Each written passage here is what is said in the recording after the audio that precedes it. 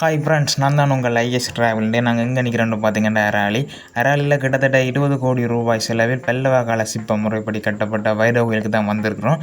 இந்த வைரவ கோயில் எப்படி கட்டப்பட்டிருக்கு, உள்ள என்ன மாதிரியான விஷயங்கள் இருக்குன்னு உள்ளே போய் பார்க்க போகிறோம்.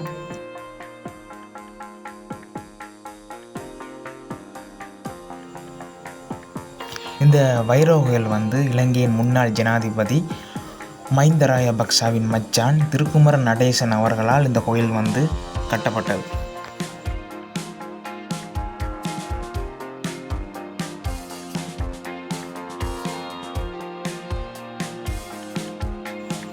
ஆகம முறைப்படி தனி பித்தளையில் கலசம் அமைக்கப்பட்டுள்ளது.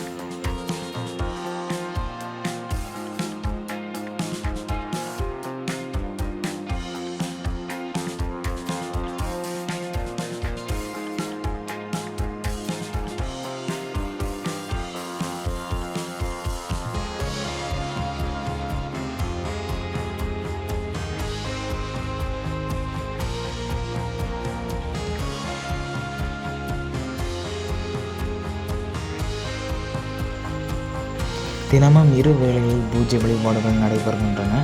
காலை மாலை என இரு வேளைகளிலுமே இங்கு பூஜை வழிபாடுகள் நடைபெறுகின்றன.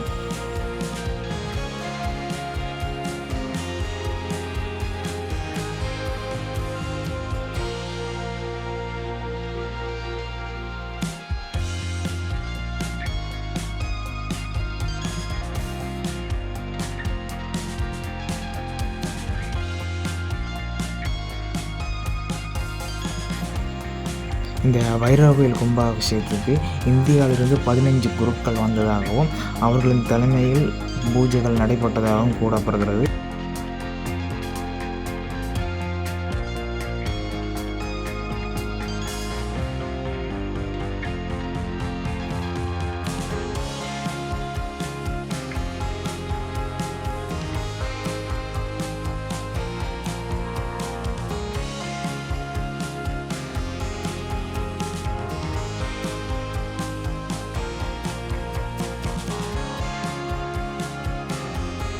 இங்கு காணப்படுகின்ற முக்கியமான விடயம் தூண்கள்.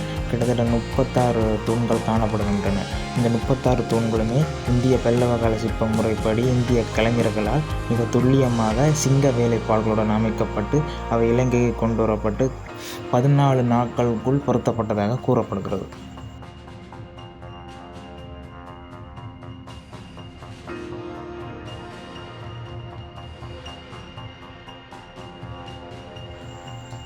இலங்கையின் முன்னாள் ஜனாதிபதி மஹிந்த ராஜபக்சவின் மச்சானான திருக்குமர நடேசன் அவர்களின் பரம்பர கோயிலாக இந்த வைரவ கோயில் முதலில் காணப்பட்டது.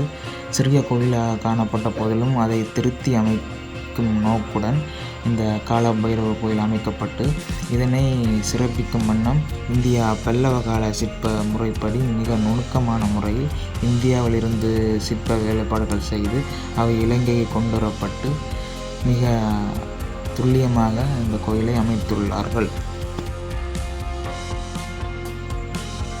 இங்கு காணப்படுகின்ற சிறப்பான விடயங்களில் வைரவரின் வாகனமான நாய் வாகனம் நின்ற நிலையில் அமைக்கப்பட்டுள்ளது.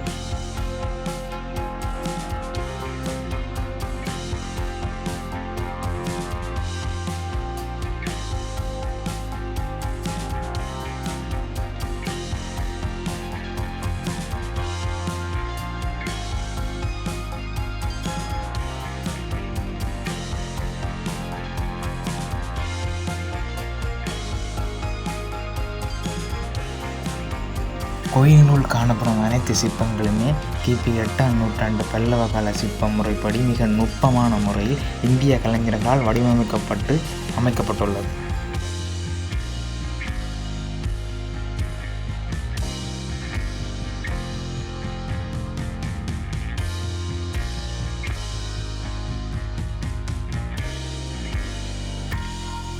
ஆகம முறைப்படி தனி பித்தளையில் கலசம் அமைக்கப்பட்டுள்ளது.